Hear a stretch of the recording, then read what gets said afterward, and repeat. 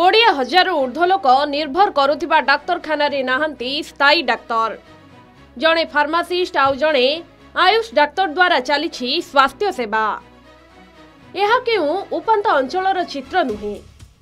राजधानी भुवनेश्वर उपकंठ चंदका अभयारण्य को लगी रही डाक्तरखानार ए हेउछि चित्र।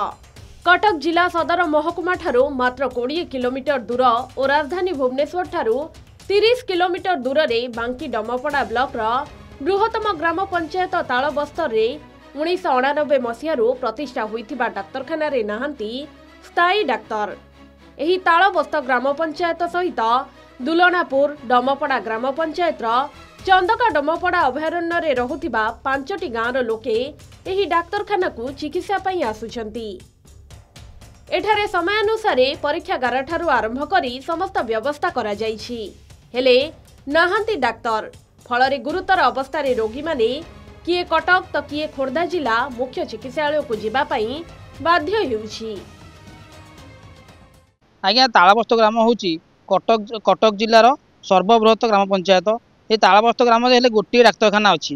ये तालबस्त डाक्तरखाना उपर निर्भर करती हरपुर दोलनापुर पदनपुर सान्तापुर बहुत ग्रामवासी निर्भर करती। हेले ये तालबस्त जन स्थायी डाक्तर नाहांती।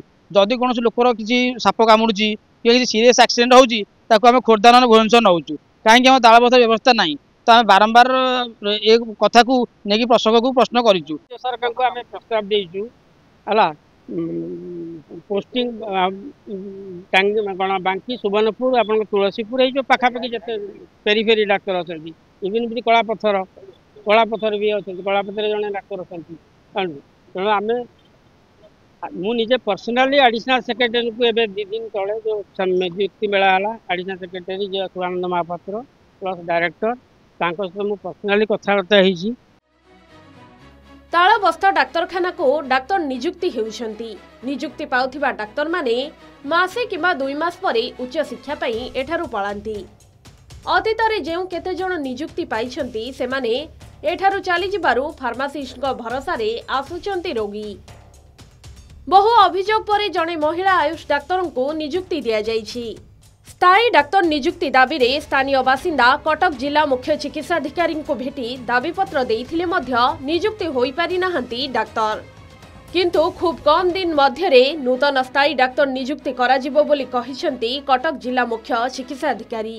एठी हमु जणे फार्मासिस्ट आउचंदी बेहराबू जे कि अनेक दिन हला एठी लोकंगर सेवा शुश्रूषा करूचंदी एवं तांको जो ही मेडिकल चलची जदि एठी डॉक्टर आसंदे ताले एते असुविधा सम्मुखीन होगा पड़ता।